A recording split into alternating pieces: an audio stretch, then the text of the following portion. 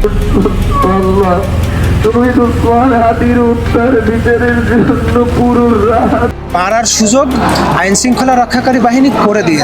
বিলম্বিত বিচার মানেই বিচারকে অস্বীকার করা। বাংলাদেশের বিচারহীনতার সংস্কৃতি বা কালচার অফ ইম্পিউনিটির সবচেয়ে বড় উদাহরণ হল সাগর রুনি হত্যা মামলা, যার তদন্ত প্রতিবেদন 100 বারেরও বেশি পিছিয়েছে। আজকের ব্রেকিং নিউজ হল জুলাই বিপ্লবের অন্যতম নায়ক এবং ঢাকা ৮ আসনের স্বতন্ত্র প্রার্থী শহীদ শরীফ ওসমান হাদি হত্যা মামলার তদন্ত প্রতিবেদনও ঠিক সেই একই কালো গহ্বরের দিকে এগোচ্ছে। এবার পঞ্চমবারের মতো পেছালো হাদি হত্যার তদন্ত প্রতিবেদন। সিআইডি আজও আদালতে রিপোর্ট দিতে ব্যর্থ হয়েছে। এর প্রতিবাদে ইনকিলাব মঞ্চ আজ মধুর ক্যান্টিন থেকে যে আলটিমেটাম দিয়েছে তা সরকারের ভিত্তিমূলে নাড়া দেওয়ার মতো। তারা দেশের তদন্ত সংস্থার উপর আস্থা হারিয়ে সরাসরি জাতিসংঘের তত্ত্বাবধায়নে আন্তর্জাতিক তদন্ত দাবি করেছে।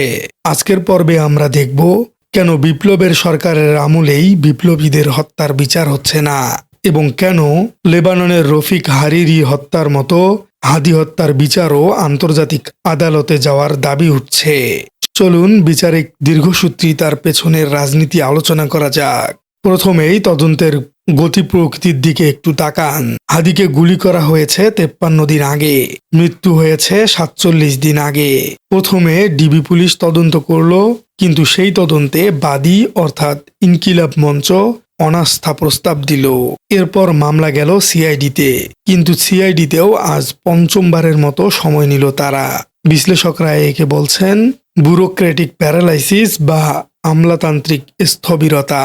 ইনকিলাব মঞ্চের সদস্য সচিব আব্দুল্লাহ আল জাবের আজ স্পষ্ট বলেছেন, তদন্ত প্রক্রিয়ার মাধ্যমেই হত্যাকারীদের আড়াল করার চেষ্টা চলছে।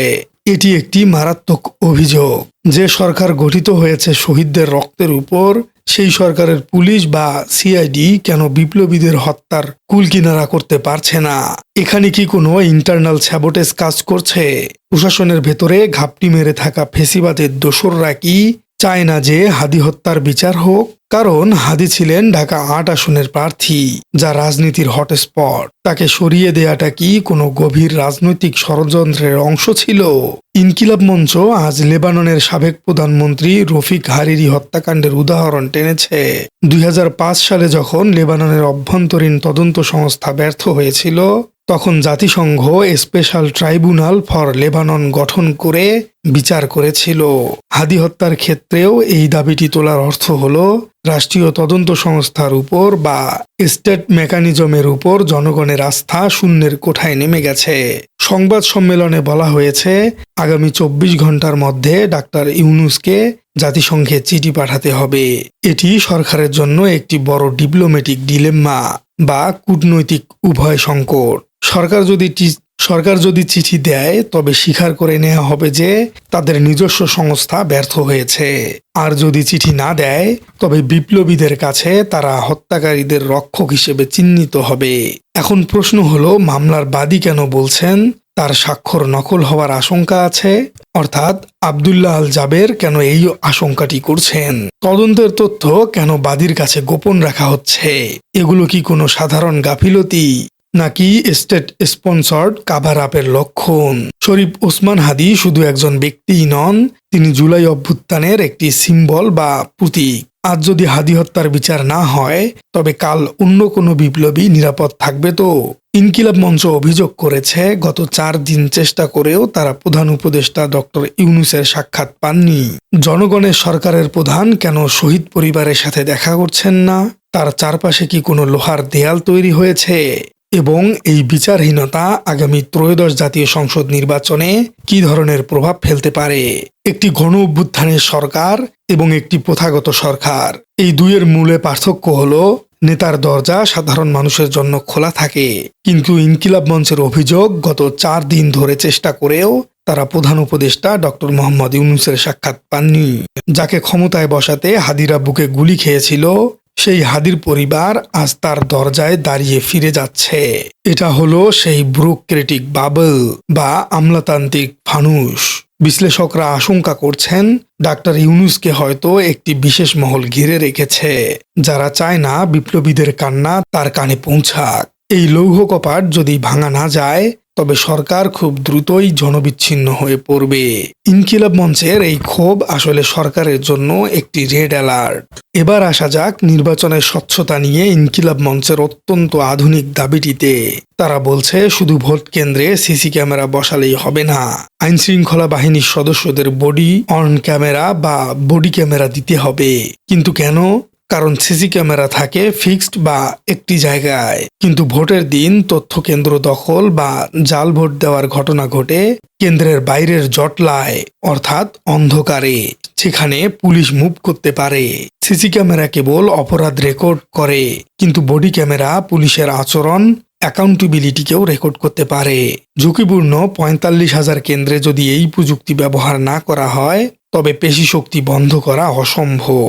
ইনকিলাব মঞ্চ এখানে প্রমাণ করল তারা শুধু আবেগের রাজনীতি করছে না, তারা টেকনোলজিক্যাল সলিউশন বা প্রযুক্তিগত সমাধানও দিচ্ছে, যা নির্বাচন কমিশনের গুরুত্বের সাথে দেখা উচিত। সংবাদ সম্মেলনে আব্দুল্লাহ আল জাবের একটি অত্যন্ত ন্যারেটিভ পয়েন্ট টাচ করেছেন। তিনি বলেছেন, কোনো দলই ভারতীয় আধিপত্য, পররাষ্ট্রনীতি কিংবা প্রতিরক্ষা নীতি নিয়ে সুস্পষ্ট অবস্থান জানাচ্ছে না।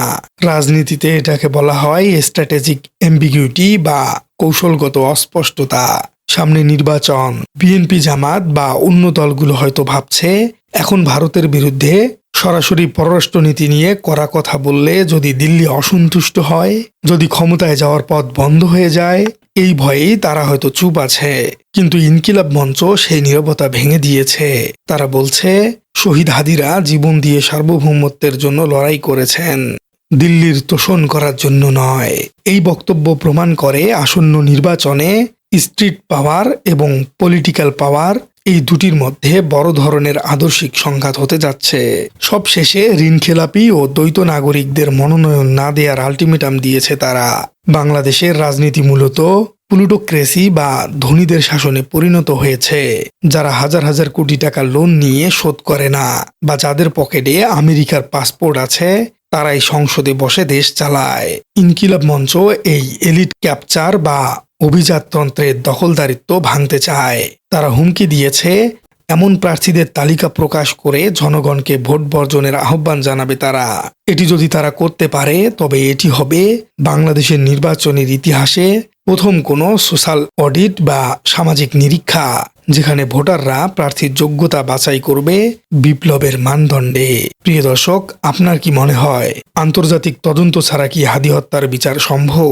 কমেন্টে জানিয়ে দিন আপনার মূল্যবান মতামত। আর আমাদের চ্যানেলটিতে নতুন হয়ে থাকলে চ্যানেলটি সাবস্ক্রাইব করার অনুরোধ থাকলো। দেখা হচ্ছে পরবর্তী কোনো ভিডিওতে।